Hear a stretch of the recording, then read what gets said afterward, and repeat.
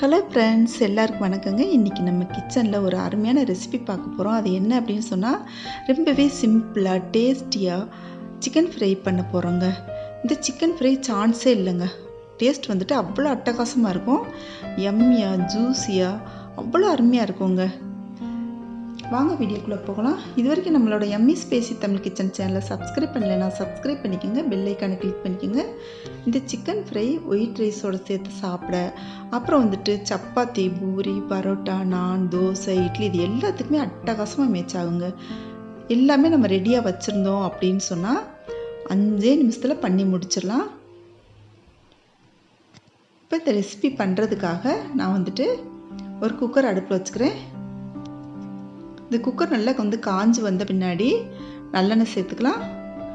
இந்த நல்லெண்ணெய் வந்துட்டு இந்த சிக்கன் ஃப்ரைக்கு வந்துட்டு கூடுதல் சுவையை கொடுக்கும். அதனால் வந்துட்டு நல்லெண்ணெய் சேர்த்துக்கலாம்.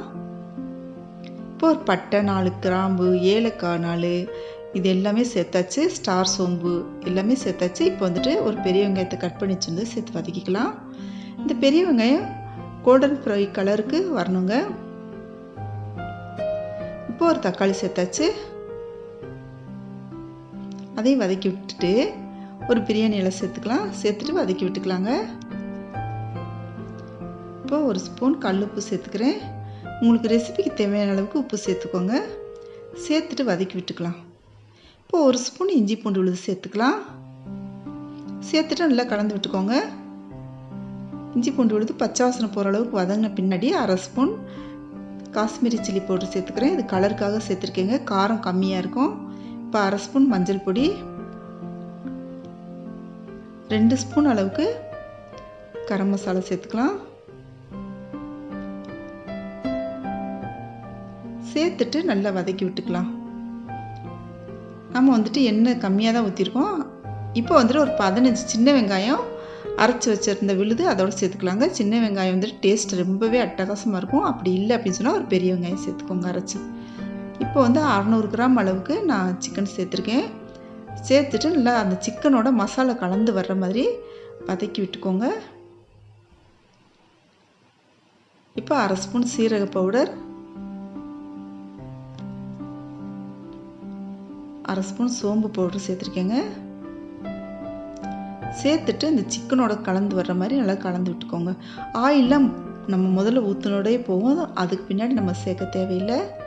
இப்போ நான் 1 டம்ளர் அளவுக்கு தேங்காய் பால், கெட்டியான தேங்காய் பால் எடுத்து வச்சுருக்கேங்க. அதை வந்துட்டு சிக்கனோட சேர்த்துக்கலாம். இது ஒரு ஜூஸியான யம்மியான டேஸ்ட் கொடுக்குங்க இந்த தேங்காய் பால் சேர்க்குறது. இப்போ இன்னொரு டம்ளர் தண்ணி சேர்த்துக்கலாம். சேர்த்துட்டு நல்லா கலந்து விட்டுக்கலாம். பாருங்க, பார்க்கும்போது எவ்வளோ சூப்பராக இருக்குது பாருங்கள். இப்போ குக்கரை மூடி வச்சுட்டு நான் 3 விசில் விட போகிறேங்க. நீங்கள் வந்துட்டு சிக்கன் பீஸ் வந்துட்டு இது லெக் பீஸ் இருக்கிறதுனால நான் 3 விசில் விட்டேன். சின்ன பீஸாக இருந்தால் நீங்கள் 2 விசில் விட்டுக்கோங்க.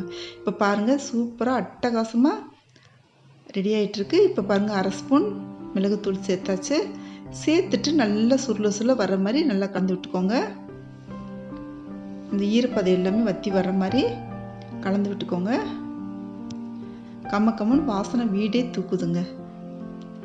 பாருங்கள், சூப்பரான அட்டகாசமான சிக்கன் ஃப்ரை ரெடி ஆயிடுச்சு. இந்த ரெசிபி உங்களுக்கு பிடிச்சிருந்துச்சுன்னா நம்ம சேனல் இது வரைக்கும் சப்ஸ்கிரைப் இல்லைனா சப்ஸ்கிரைப் பண்ணிக்கோங்க, பெல் ஐக்கானை கிளிக் பண்ணிக்கோங்க, ஃப்ரெண்ட்ஸுக்கு ஷேர் பண்ணுங்கள், லைக் பண்ணுங்கள், எப்படி இருந்துச்சுன்னு சொல்லிட்டு கமெண்ட் பண்ணுங்கள். தேங்க்யூ.